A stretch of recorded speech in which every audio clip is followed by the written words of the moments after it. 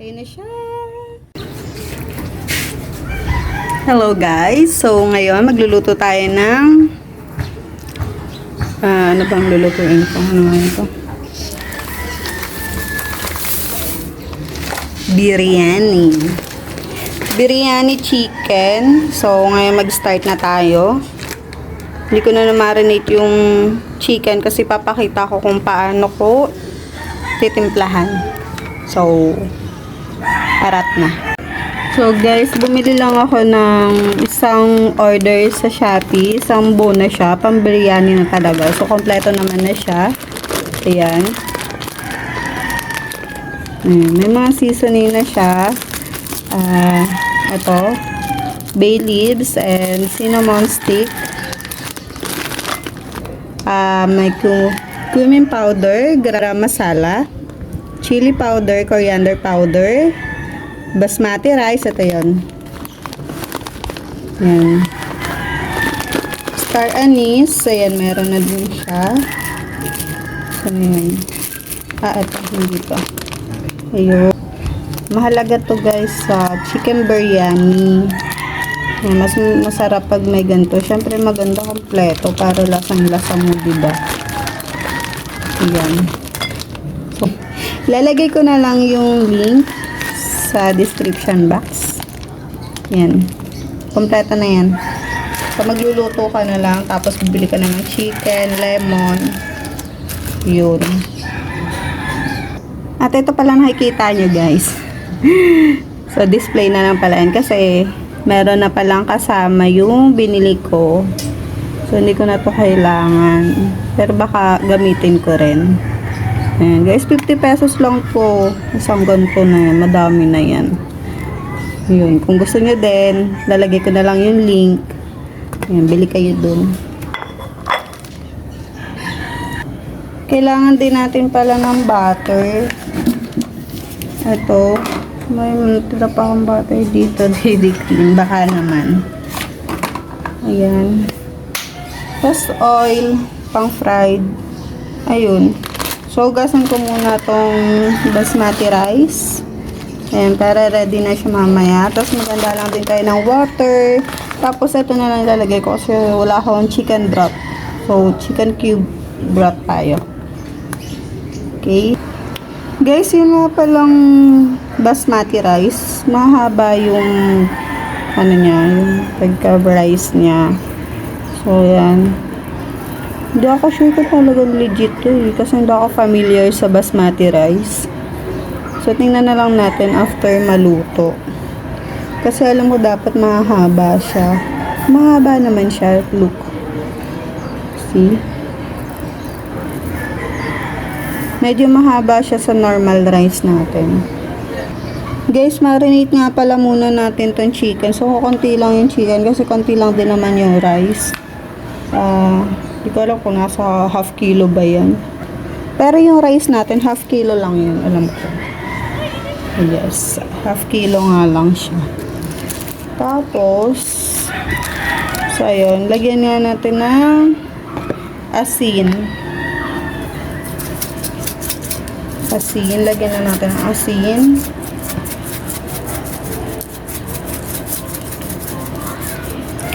Gusto ko malasa kasi ayan, yung chicken gusto ko malasa kaya medyo dinamihan ko ng asin. Ano lang yun, 1 teaspoon ganun. Tapos eto, bumili lang ako ng paminta. Wala na kasi kami paminta. Ba't mukha siyang lupa? Paminta nga siya. So yan, lagyan niyo lang siya. Kung ayaw nyo naman ng maanghang guys, pwede nyo namang kontian lang yung ilalagay nyo.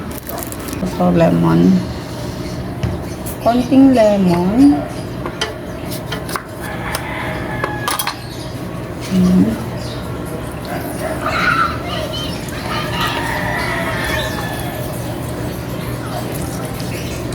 Masarap yung kumakagat yung medyo maasim taste niya.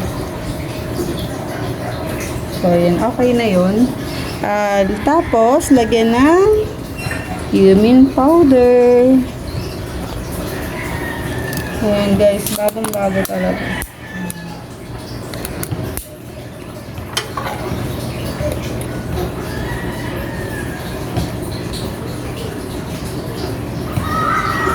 Ah, 1 teaspoon. Tapos, curry powder.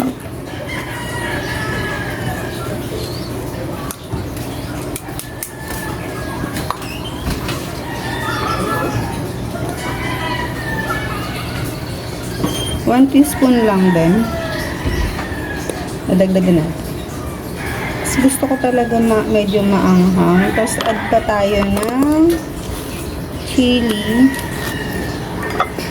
Chili or paprika. Okay lang din naman.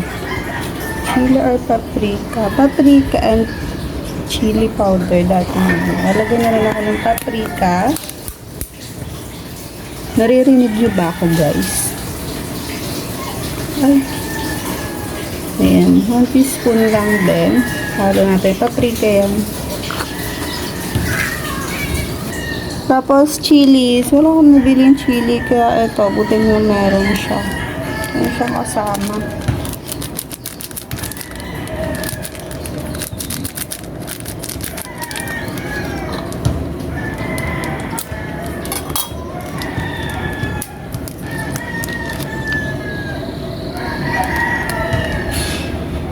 Ayan, ganyan lang din. Tapos mix lang, guys. Mix lang natin. Mix lang nyo lang hanggang sa kumapit yung mga powder na pinaglalagay natin doon sa mismong chicken. Guys, promise ang sarap na ito. Tapos ayun pa, madami tayo na ilagay na lemon. Yun pala. Hindi pala tubig yun. Lemon pala. Lemon pala yun. Ayan. So, ganyan. Dapat guys, mas masarap to kung may yogurt. Tapos, imamarinate mo siya overnight.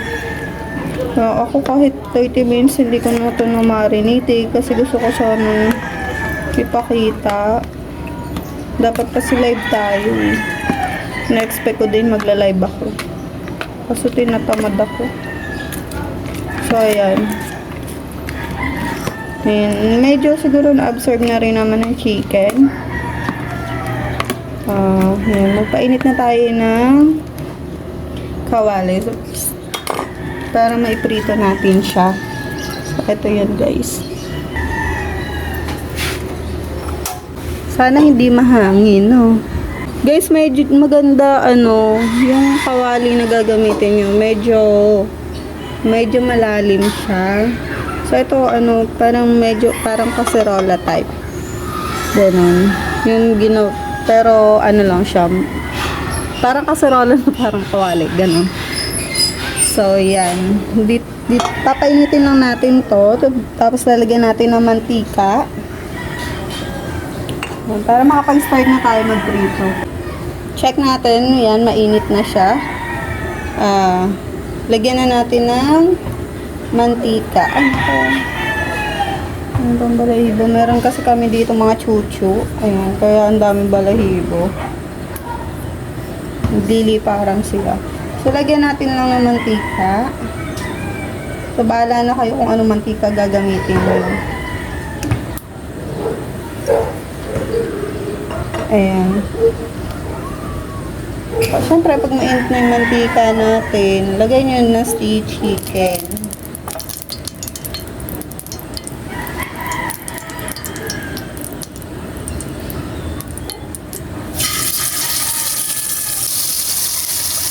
So, saglit ko lang to guys na marinate. Kita nyo naman.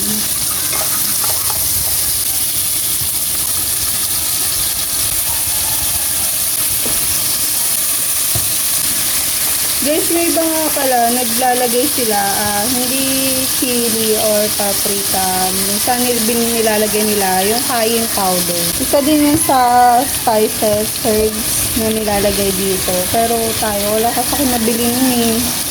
So, pwede naman paprika or chili powder. Gaya nun. Yun na, kasama ng package na nung set ng biryani. Chili powder yung nakalagay sa kanya. So, yun na din yung ginagamit na pang spice. Last na tayo. May nakasama palang prep naman. Ayan. So, fried nyo lang. Diyan sa medyo mag-golden brown. Check natin. Ayan.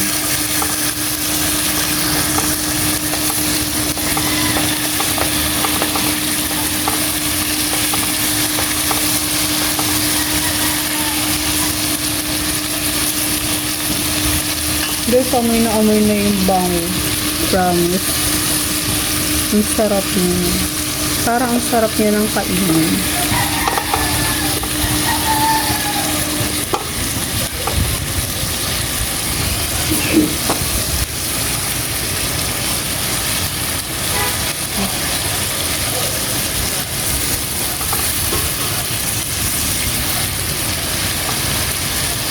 So, hayaan lang muna natin siyang maluto dyan at medyo golden brown. Kaya, balikan ko kayo mamaya. Ngayon, try natin. Babalik ka rin natin. Check natin kung okay na siya. Ayan, medyo nag-golden brown na siya. Hindi naman natin to as in lulutuin dito kasi sasalang pa ulit natin siya mamaya. So, okay lang basta mag-golden brown lang siya. Okay na.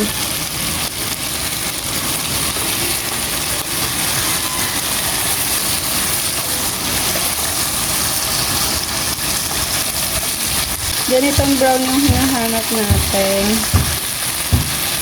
Ayan. Kita nyo ba? Ay! Ayan. So, ganyan dapat. So, maya-maya pa. Wait muna natin. Ilang, mga 5 minutes pa. So guys, ngayon, okay, check ulit natin. Ayan, medyo na golden brown na talaga siya. Medyo dumidikit na siya. Ayan. Ayan guys, pwede na siya. Set aside natin.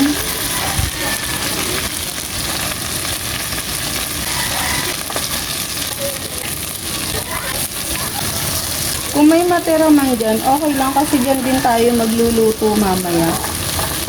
So, after nito, ito din sa same pan, maglalagay naman tayo ng butter. Ang daming mantika, kahit konti lang yung nilagay ko kanina kasi nga, nagmantika na yung chicken natin.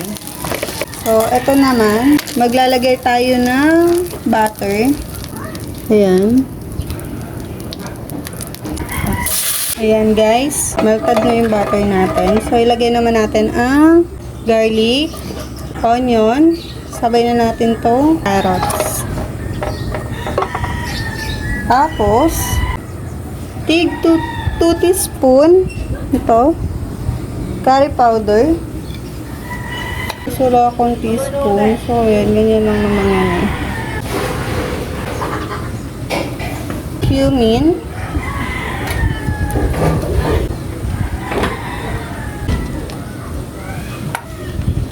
Turmeric.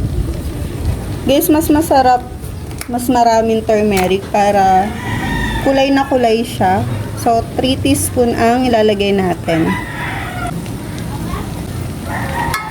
Tapos, lagay tayo ng laurel. Guys, kompleto na talaga yung nabili ko sa Shopee. Sampak na siya. Oo. Bay leaves. May kasama na cinnamon stick. Ayan. Makapal naman yung cinnamon stick natin. Tapos may kasama na rin siyang buong paminta. So, lahat na natin to. Tapos meron na din siya kasamang star anise. Tapos, lagay na rin natin itong tamang cardamom. Guys, ito masarap. Masarap talaga siya para sa pag nilalagay sa biryani. Ayan. Ayan. So, lahat na natin. Tapos, mix lang muna natin siya. Makikita niyo ba yung kulay niya, guys? Yan. Gisa-gisa muna natin para lumabas yung flavors na lahat. Naamoy nyo na ba? Bang niya din. Para kapit na kapit ang lasa niya. Ayan. Ngayon naman, nilalagay na natin yung hinugasan nating basmati rice. Ayan. Guys, naman nabibili to sa mga Indian store. Gaya yung nabilhan ko sa Shopee, Indian shop siya. Puro ganito yung mga binebenta nila. May isa pa ang ganito iba naman yung tawag. Ito lang binili ko kasi ito lang talaga yung gusto ko. Lalagay ko na lang yung link. Mura lang to, 300 plus lang bili ko. Mix lang natin guys. Kung gusto niyo palagyan ng butter pa, kung nakukulangan kayo, like ganyan, nakulangan ako sa butter, so maglalagay pa ulit ako ng butter. Maglalagay pa din ako ng turmeric powder. So, gusto ko yung mas makulay pa. So, yun. Pwede naman guys, mag-add kayo. Kung dun kayo masaya. Tapos, add tayo ng butter. Mix lang natin. O, diba? Mas gumanda yung kulay niya. So, kulang pa pala yung nilagay ko kaninang curry powder. Turmeric. Gusto sarap nyung tingnan. So, ayan guys. Ngayon, na-mix na natin siya. Lagyan naman natin siya ng patis. Ayan, isang ganyan lang. Chicken cube. Yes, kasi hindi naman tayo nagpakulo ng buto ng chicken. So, ayan ang ilalagay natin. Tapos, tubig. Pwede na yun.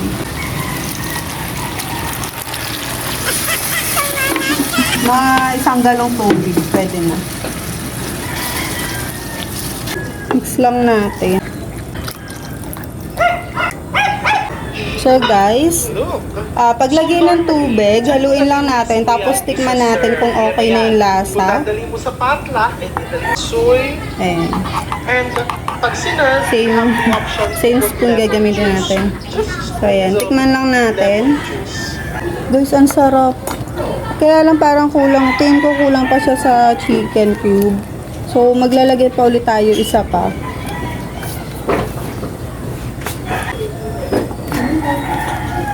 Tapos, add tayo ng konting patis pa. Guys, yung patis, yung dami ng patis, depende na rin yan sa panlasa nyo kung okay na ba sa inyo yun. So, yun. Bahala na kayo maglagay. Saka nakadalawang ganito ko. Tapos, nagdagdag pa ako ng konti pa. Guys, sobrang sarap. Okay na siya. Okay na yung lasa niya. Ngayon, ayan guys, very flavorful na siya. So, ito, saka naman natin ilagay yung chicken bago natin tuluyan siyang isaing. Lagay mo lang dyan lahat para sabay na silang maluto. Mas okay guys yung gagamitin yung pan is may takip. Mas better din yung clear gaya nung gagamitin ko para dun sa mga hindi marunong magsaing. Ayan, syempre titingnan nyo yun. So mas better ganun yung gagamitin mo. Ayan, so okay na yan. Lagay na rin natin to. Ang pasarap din yan. Yan.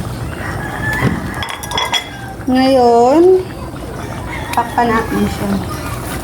Para maluto yung rice natin. Ayan. Ano? Kumukulo-kulo na siya.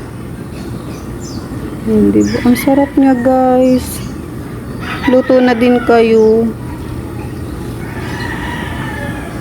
Kung gusto niyo makarating ng India, nang nasa bahay lang, luto kayo ng biryani. Biryani chicken. Madali lang siya guys, hindi siya mahirap gawin.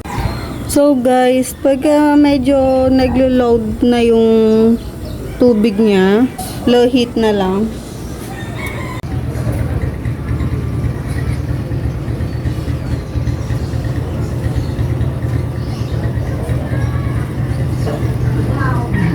So guys, after 25 minutes, ayun na siya. Ang sarap. Tikman natin.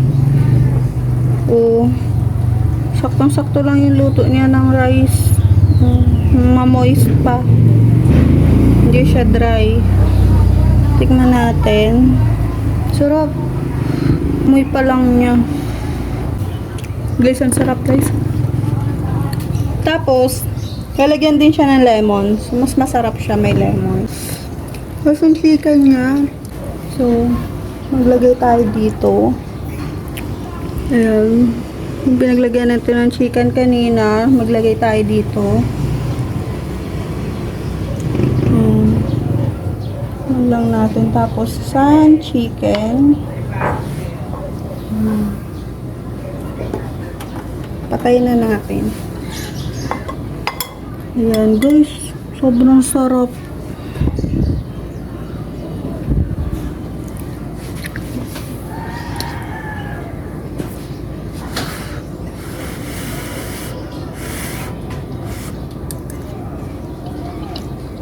Sarap. Sarap niya. Sobra talaga. As guys, yung luto ng chicken niya, oh, saktong-sakto lang din.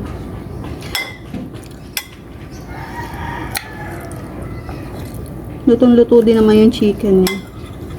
Sarap. Sobrang lasa din ng chicken niya. Kasi, tinimplahan natin siya ng bukod kanina bago i-pan fry. Gustong sarap. Sobra. Tikman mo. Ha? Ngayon pag may lemon.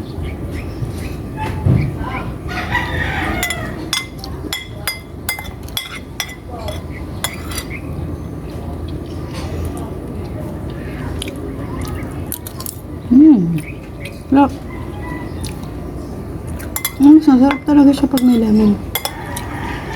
Mas iba yung lasa. Sarap. Ano sa yan guys?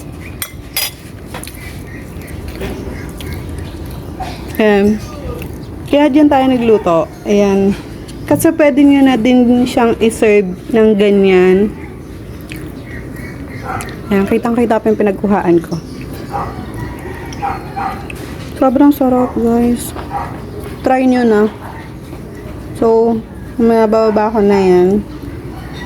Pwede nyo siyang i-garnish ng parsley. Ayan, para mas maganda siyang tingnan. Tapos lagyan na lang natin ng lemon. So, ayan guys. Perfect na siya. Ayan. Sobrang sarap niya. Try nyo na din magluto. Ibang-iba yung lasa niya. Sa mga nabibili lang kung saan. Dun, para na lang sa mga authentic talagang nagluluto ng ganito ha. Ayun guys. Tara, kain na tayo.